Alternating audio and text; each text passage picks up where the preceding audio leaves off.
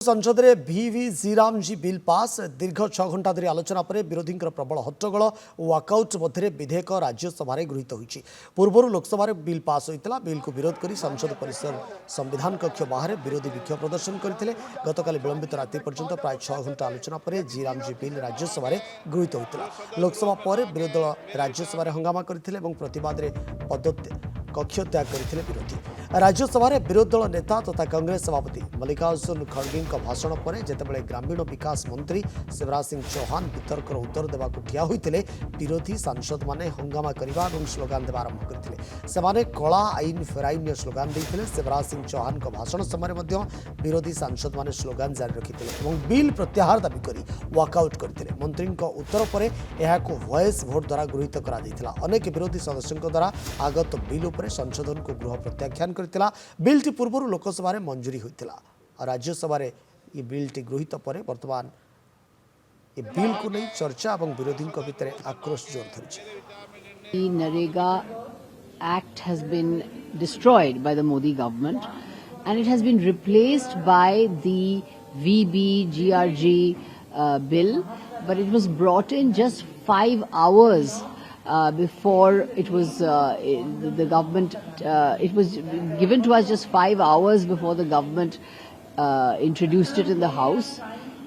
The Modi government is using bulldozer tactics to push through legislation.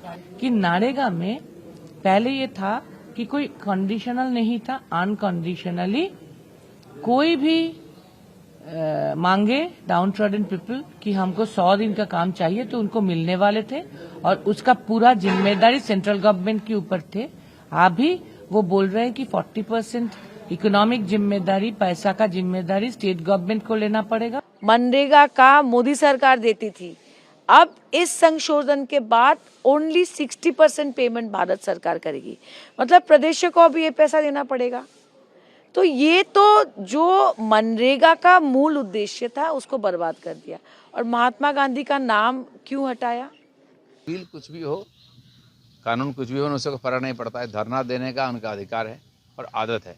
कुछ भी हो, एक बार विशेष करके इस विंटर सेशन में होता है कि चादर ओढ़ करके धूप में बैठ के धरना देने का, ये उन्होंने परंपरा रखा। करने का कुछ नहीं है।